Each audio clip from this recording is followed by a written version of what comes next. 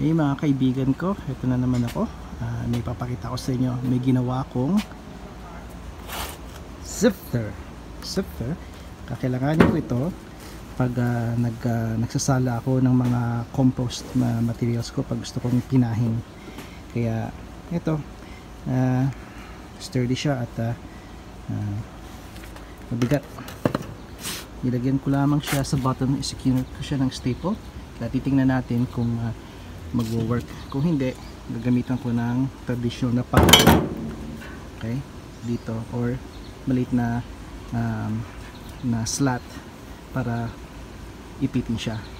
Ilang ang gusto kong ipakita sa inyo at okay yung aking work table.